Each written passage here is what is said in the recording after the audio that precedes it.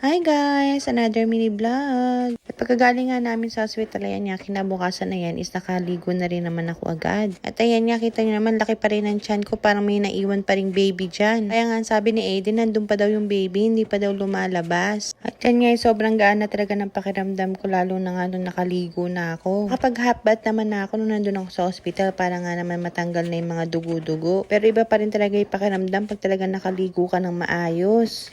At ito na nga yung aming second night dito sa bahay. At ayan nga yung bed ni baby. Regular crib nga ayan na nakakonect dito sa aming bed. At ito na nga, umpisa na nga ng ating puyatan. At ayan nga, medyo sumasakit-sakit pa nga yung likod ko dyan. Kaya talaga naman nahihirapan din ako magpadede dito kay baby. Pero syempre kahit anong hirap at sakit yan, kakayanin pa rin natin para kay baby. At ito nga, fast forward na to kinabukasan is nag-aalmusal na ako habang si baby is natutulog pa dito sa kanyang swing. At nung nakatapos na nga ako kumain at ito nga, binilad ko si baby dito sa may araw. Ito ko nga lang siya binilad sa may bintana sa amin at hindi rin naman kami makalabas at malamig pa. Dito nga sa Canada is hindi uso yung mga bilad-bilad na ganito. Meron lang silang binibigay na vitamins. Yun nga is yung vitamin D. Kasi nga dito sa Canada, minsan talaga is wala talagang araw. Kaya naman yun talaga yung binibigay nila dito. At ayan nga si baby, ganyan ang gusto niya, nakaswaddle. Yan nga rin swing na yan is dati pa yan. Nagamit na nga rin yan ni Aiden tapos meron pang isang baby na gumamit yan dito. Kumbaga pinagpasa-pasa lang din namin yan. Abay basta naman magagamit pa, bakit naman hindi, diba? Hindi ka pa magagastusan. At dito nga is nakapag-hotbath na ako at nakapagbihis na rin ako at eto nga si baby dumedede.